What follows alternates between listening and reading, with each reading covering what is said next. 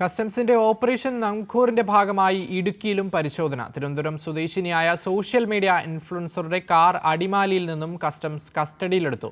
മലപ്പുറം തിരൂരിൽ നിന്ന് വാങ്ങിയ വാഹനം മെക്കാനിക് പണികൾക്കായാണ് അടിമാലിയിൽ എത്തിച്ചത്. ചിപ്പു എൽസി ഗേൾ എന്നറിയപ്പെടുന്ന തിരുവനന്തപുരം സ്വദേശിനി ശില്പ സുരേന്ദ്രന്റെ ലാൻഡ് ക്രൂയിസറാണ് കസ്റ്റംസ് കസ്റ്റഡിയിലെടുത്തത്. കാറിന്റെ മെക്കാനിക്കൽ പണികൾക്കും പെയിന്റിങ്ങിനുമായാണ് കാർ അടിമാലിയിലെ വർക്ക്ഷോപ്പിൽ എത്തിച്ചിരുന്നത്.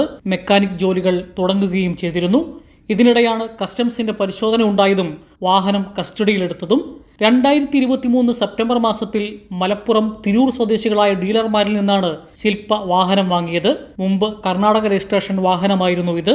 തിരൂർ സ്വദേശികളായ ഡീലർമാർ കർണാടക മോട്ടോർ വാഹന വകുപ്പിൽ നിന്നുള്ള NOCയും RC ബുക്കും കാണിച്ചിരുന്നുവെന്ന് ശില്പ പറയുന്നു.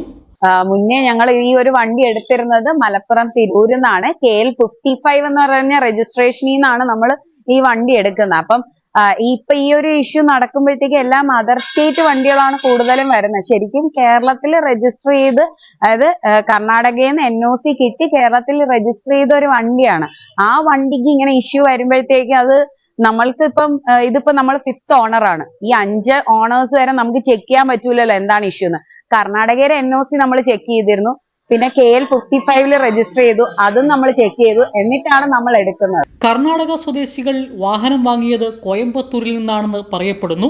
നിലവിൽ വാഹനത്തിന്റെ ഇപ്പോഴത്തെ ഉടമയായ ശില്പ വാഹനത്തിന്റെ 5ാമത്തെ ഓണറാണ്. ഫെബ്രുവരി മാസത്തിലാണ് കാർ അടിമാലിയിലുള്ള വർക്ക്ഷോപ്പിൽ എത്തിച്ചത്. കൈരളി ന്യൂസ്, ഇടുക്കി.